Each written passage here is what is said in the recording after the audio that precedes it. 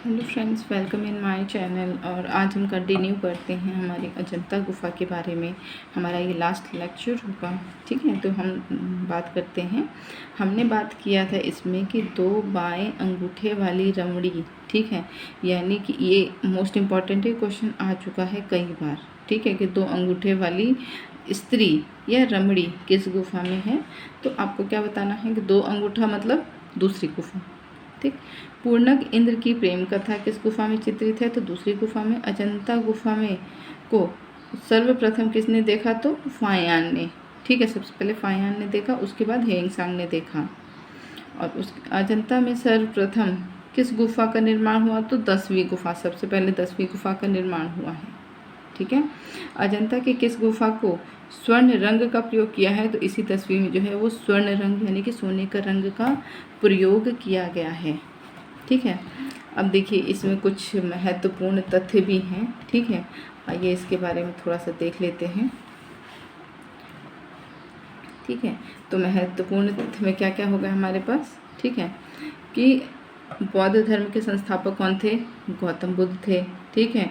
गौतम बुद्ध का जन्म जो है वो 563 ईसा पूर्व कपिवस्तु के लुम्बिनी नामक स्थान में हुआ था, ठीक है। तो इनका जन्म स्थान पूछ लेते हैं, ध्यान रखिएगा, लुम्बिनी, ठीक है, लुम्बिनी नामक स्थान पर हुआ था। इनके पिता का नाम सुशोधन तथा माता का नाम जो है वो माया देवी था, ठीक है। उसके बाद इसको सुशोधन को इस तरह से आप कर सकते हैं क्योंकि बहुत ही ज़्यादा शुद्ध टाइप की इन्होंने अपना वो किया था ना कि मन को शुद्ध रखो, हर चीज़ को शुद्ध रखो, ठीक है। तो इनके पिता का नाम क्या होगा, शुद्धोधन, ठीक। और माता का नाम क्या है, माया देवी, ठीक है, क्योंकि बोलते थे कि माया से दूर रहो, माया मतलब पैसा, पैसा से दूर रहो, तो ये क्या हो गया, माया देवी। इनके बचपन का नाम क्या था, सिद्धार्थ नाम था। इनकी पत्नी का नाम था यशोधरा तथा पुत्र का नाम क्या था, राहुल, ठीक है। सांसारिक समस्याओं से व्यथित होकर सिद्धार्थ ने 29 वर्ष की अवस्था में गृह त्याग दिया था। कब त्यागा था, 29 वर्ष की अवस्था में उन्होंने अपना गृह त्याग दिया था, यानी कि घर को उन्होंने अपने त्याग दिया था, ठीक है। अब देखिए, गृह त्याग करने के बाद सिद्धार्थ ने वैशाली के आलार कालम, ये आप याद कर लीजिएगा, ठीक है, से सांख्य दर्शन की शिक्षा ग्रहण की थी। इनका नाम जो है वो फेमस है, पूछा जाता है, तो इसीलिए गृह त्याग करने के बाद सबसे पहले, ठीक है, वैशाली में उन्होंने अनार कालम के से संख्या दर्शन की शिक्षा प्राप्त की। सिद्धार्थ के प्रथम गुरु का नाम ही अनार, ठीक है, आलार कालम था, ठीक है। सिद्धार्थ ने 35 वर्ष की अवस्था में फाल्गु नदी के किनारे पीपल वृक्ष के नीचे ज्ञान प्राप्त किया था। कहाँ पे, फल्गु नदी, ये नदी का नाम पूछ लेता है, ठीक है। तो फल्गु नदी में के किनारे पीपल के वृक्ष के नीचे बैठकर उन्होंने ज्ञान प्राप्त किया था। और कहाँ पर है ये बोध गया में है, ठीक है। बुद्ध ने अपना प्रथम उपदेश कहाँ दिया था, सारनाथ, ठीक है, ऋषिपत्तम में दिया था, ठीक है, ये भी इम्पॉर्टेंट है। बुद्ध ने अपने उपदेश किस भाषा में दिए थे, तो पाली भाषा में दिए थे। बुद्ध ने अपने उपदेश जो है वो कैलाश, वैशाली, कौशाम्बी व अन्य राज्यों में भी दिए थे। बुद्ध ने अपने सर्वाधिक, अच्छा इनका नाम अलग अलग क्यों आ रहा है, क्योंकि ये आज़ादी के पहले के जगह हैं, राज्य हैं, और आज़ादी के पहले के राज्य जो है वो कोई भी इतने ज़्यादा व्यवस्थित नहीं थे। राजा का सरकार चलती थी, जहाँ राजा अपना क्षेत्र बना लेता था वो पूरा का पूरा उसी का राज्य हो जाता था, ठीक। इसीलिए ये सब अलग अलग राज्य जो है आपको लग रहे हैं, ठीक। बुद्ध ने अपने सर्वाधिक उपदेश कौशल देश की राजधानी श्रावस्ती में दिया, यानी कि सबसे ज़्यादा उन्होंने उपदेश कहाँ दिया, श्रावस्ती में दिया, ठीक है। बुद्ध की मृत्यु कब हुई थी, 80 वर्ष में, ठीक है। और कहाँ पे हुई थी, कुशीनारा, ठीक है। कुशीनारा कहाँ है, ये है देवरिया, उत्तर प्रदेश में, ठीक है। उत्तर प्रदेश के आप टीजीटी दे रहे हैं तो आपको ये पता होनी चाहिए जगह। बोधिसत्व पद्मपाणि के हाथों में चित्रित कमल के फूल किसका प्रतीक है, तो वो वैभव का प्रतीक। हालांकि क्वेश्चन पूछा नहीं जाता है। लड़ते हुए बैल अजंता की किस गुफा में चित्रित हैं, तो पहली गुफा में चित्रित हैं। अजंता में रेखाओं के आधार पर लगभग कितनी शैलियों का विकास हुआ है, तो लगभग 20 शैलियों का जो है वो विकास हुआ है। तो ये देखिए, अजंता में सर्वाधिक सुंदर आलेखन किसका है, तो कमल वन का है। ठीक है। अजंता के चित्रों की सर्वश्रेष्ठ आकृति किसकी है? तो नारी चित्रों की है। ठीक है, सबसे ज़्यादा नारी चित्रण जो है वो काफ़ी अच्छे से किया गया है। अजंता में सर्वाधिक चेहरे कितने चश्मे के बनाए गए हैं? तो 2.25 चश्मे के। 2.25 चश्मे के मतलब हल्का सा टेढ़ा है, ठीक है, हल्की सी टेढ़ी बॉडी। इसका मतलब ये कि आपका एक कान तो दिख रहा है, दूसरा कान नहीं दिख रहा है। एक आँख आपकी पूरी दिख रही है, दूसरी आँख आपकी जो है वो लास्ट मतलब दिख रही है, लेकिन जो लास्ट का है वहीं तक दिख रही है, उसके आगे का नहीं दिख रहा है। ठीक है, मतलब हल्का सा मुड़ा हुआ। ठीक, इस तरह के बनाए गए हैं। खाली सिंहासन अजंता की किस गुफा में है? तो वो 9वीं गुफा में है। राजकीय शोभा यात्रा अजंता की किस गुफा में चित्रित है? तो पहली गुफा में चित्रित है। इम्पॉर्टेंट है ये। ठीक, अजंता की किस गुफा को चित्रशाला कहा गया? बहुत इंपॉर्टेंट है। 17वीं गुफा को चित्रशाला कहा गया। महाउमंग जातक और अजंता के किस गुफा में चित्रित है? तो ये 16वीं गुफा में चित्रित है। भगवान बुद्ध के जन्म का प्रतीक मतलब क्या प्रतीक माना गया है? कि भगवान बुद्ध का जो जन्म हुआ था वो तो 7 कमल के फूल के रूप में, ठीक है, जो कि 16वीं गुफा में चित्रित किया गया है। ठीक, महासुत सोम जातक में भगवान के किस रूप का चित्रित किया गया है? तो बंदी के रूप में चित्रित किया गया है। ठीक है, और ये कहाँ है? 17वीं गुफा में है। ठीक है, अब देखिए महेश जातक कथा अजंता की किस गुफा में है? ठीक है, तो ये किस में है? 17वीं गुफा में है। और बुद्ध को जो है वो भैंस के रूप में चित्रित किया गया है। संसार चक्र व भाय चक्र अजंता की किस गुफा में है? तो 17वीं गुफा में है। चीनी यात्रियों का स्वागत किस गुफा में चित्रित है? तो दूसरी गुफा में चित्रित है। इम्पॉर्टेंट तो नहीं है इतना, लेकिन फिर भी आप याद कर लीजिएगा थोड़ा सा।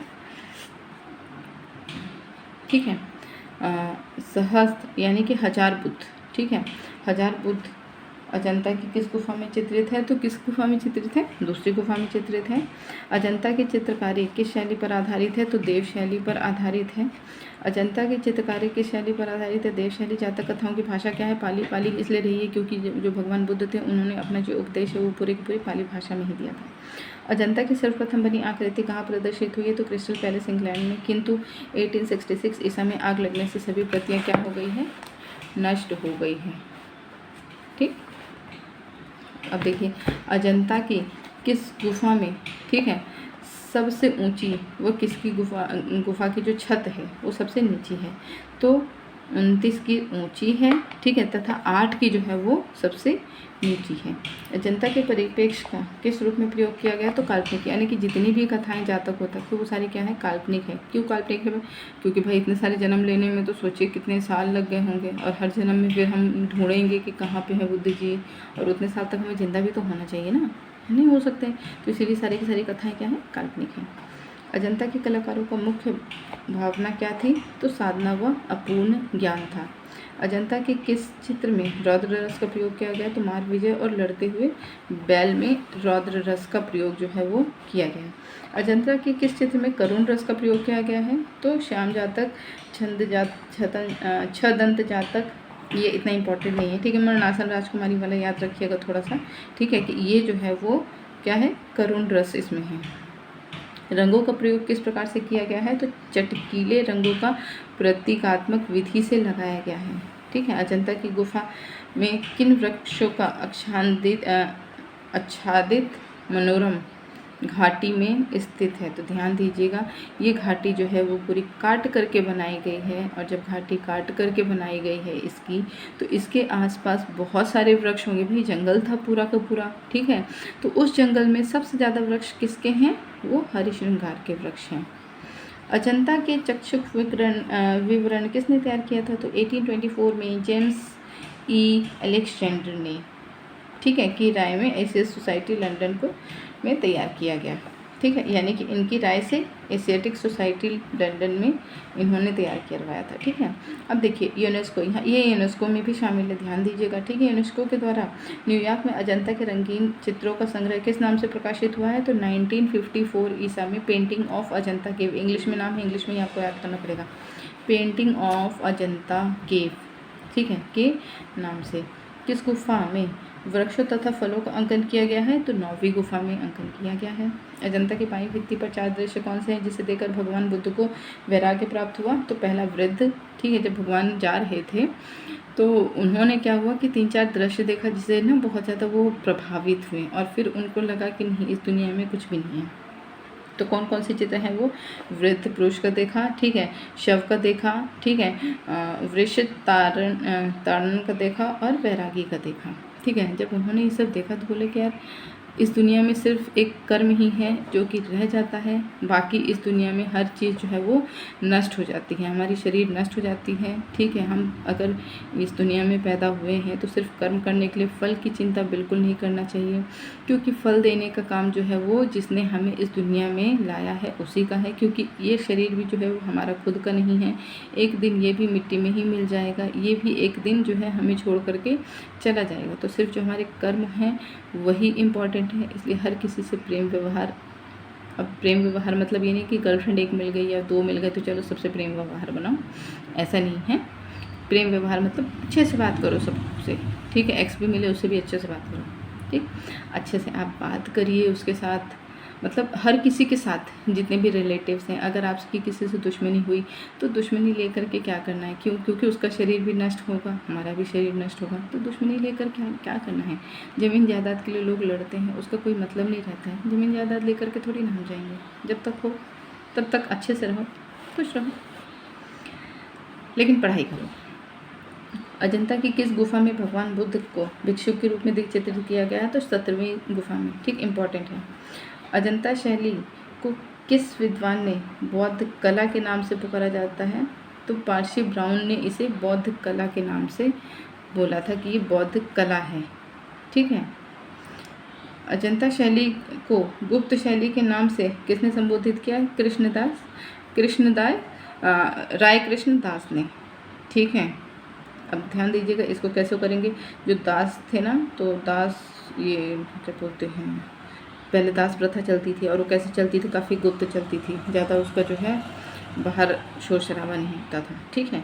तो राय कृष्ण दास ने गुप्त शैली के नाम से इसको संबोधित किया था, जो अजंता शैली थी। क्यों? क्योंकि जो गुप्त शैली है, जो गुप्त लोग थे, ठीक है, वो आकर के इसमें इतना अच्छा विकास किए थे चित्रकला का कि हर चीज़, मतलब बाकी भी राजा आए थे, उन्होंने अपना विकास किया था, उसमें चित्र भी बनाए थे, मूर्ति भी बनाए थे, भवनों में भी जहाँ पे निर्माण करना था करे थे, लेकिन उसमें से सबसे अच्छा जो था वो किसने किया था? गुप्त राजवंश ने किया था। अजंता गुफा में अधिकतर नारी, ठीक है, अर्धनग्न रूप में चित्रित है। इन चित्रों में किसके दर्शन होते हैं? तो इन चित्रों में शालीनता के दर्शन होते हैं। हमारा अजंता गुफा अब खत्म, ठीक है। अब हमारा आ गया कौन सा? सित्तनवासल, ठीक है। समय क्या है? 1600 से 1650, ठीक है। सित्तनवासल गुफा किस नदी के तट पर है? तो कृष्णा नदी के तट पर स्थित है, ठीक। पूछ लेता ही क्वेश्चन, किस नदी के तट पर स्थित है, ठीक। सित्तनवासल गुफा कहाँ स्थित है? तो तमिलनाडु। कहाँ है? तमिलनाडु के पदुकोट्टा नामक स्थान पर है, ठीक है। सित्तनवासल गुफा की खोज किसने की थी? तो TS गोपीनाथ राव ने, ठीक है, तथा दूरबीन ने, ठीक है। सित्तनवासल किस धर्म से संबंधित है? तो जैन धर्म से संबंधित है। जैन धर्म के बहुत कम है, तो याद रखिएगा, ठीक है, कि जैन धर्म से कौन से हैं मंदिर, आ जाता है क्वेश्चन, ठीक है, इंपॉर्टेंट है। सित्तनवासल किस लिए प्रसिद्ध है? तो अर्धनारीश्वर के लिए प्रसिद्ध है। अर्धनारीश्वर किसमें कहते हैं? जिसमें जो शिव थे वो आधे पुरुष थे और आधे नारी थे, ठीक। पल्लव राज, अच्छा हमारे यहाँ पे देखिए, इनको जो है जैन धर्म से वो कर दिया है, बाकियों को बौद्ध धर्म से। तो हमारे जो हिंदू धर्म में जितने भी दिखाए जाते हैं वो तो सारे इनके हैं कि, या फिर हमारे जो है वो, छोड़ो, नो कमेंट्स प्लीज़। आगे देखते हैं, ठीक। पल्लव राजवंश के अंतर्गत किस गुफा का निर्माण हुआ था? तो सित्तनवासल गुफा, ठीक है। पल्लव राजवंश ने सित्तनवासल गुफा का निर्माण कराया था, ठीक है। जैन धर्म का सबसे प्राचीन नमूना किस गुफा से प्राप्त हुआ है? जैन धर्म का, ध्यान दीजिएगा, जैन धर्म का सबसे प्राचीन नमूना वो सित्तनवासल से ही प्राप्त हुआ है। जैन धर्म का सबसे प्राचीन नमूना कौन सा है? तो इसमें से है 5 जैन मूर्ति, सबसे ज़्यादा इम्पॉर्टेंट है। अर्धनारीश्वर सिर्फ इसके लिए बहुत ज़्यादा फेमस है ये, और जैन मूर्तियों के लिए फेमस है, इसके अलावा इसमें इतना जो कुछ है नहीं, ठीक है। कहाँ है? ध्यान दीजिएगा, तमिलनाडु के पट्टुकोट्टा नामक स्थान पे है, ठीक है। और किस नदी के पास है? कृष्णा नदी के पास है, बाकी इतना इंपॉर्टेंट नहीं है। गर्दन फुलाई मोर, ये भी इंपॉर्टेंट है, गर्दन फुलाई मोर पूछ लेता कभी कभी। कहाँ है? सित्तनवासल में। सित्तनवासल में 2.25 चश्म चेहरे का अंकन है पर किस समय का प्रभाव है?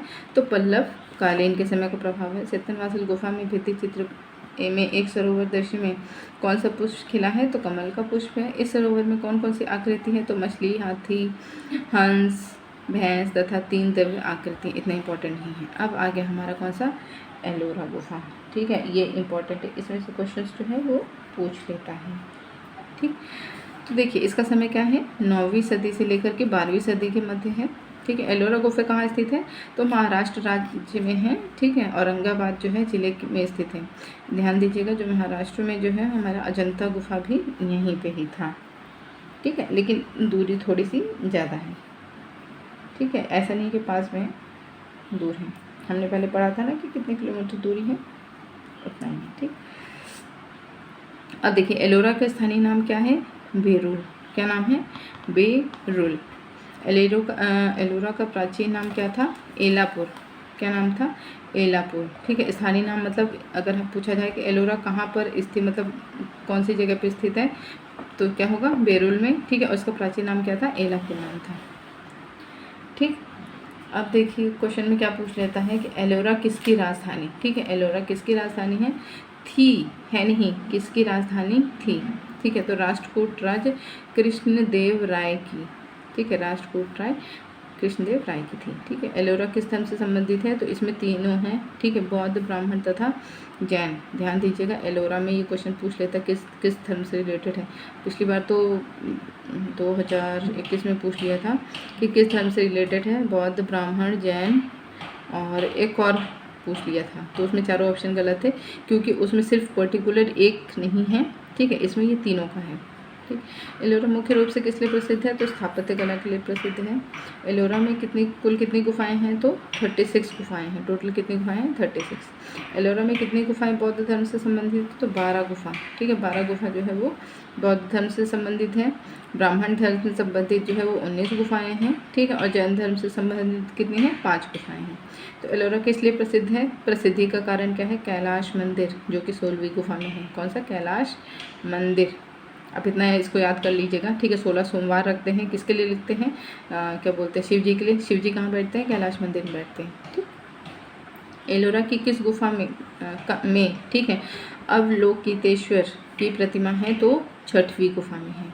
गुफा संख्या 10 को किस नाम से? ये याद कर लीजिएगा। ठीक है, 10वीं गुफा किस नाम से जानी जाती है? तो सुतार झोपड़ी नाम से। 11वीं कौन से नाम से? तो 3 ताल के नाम से।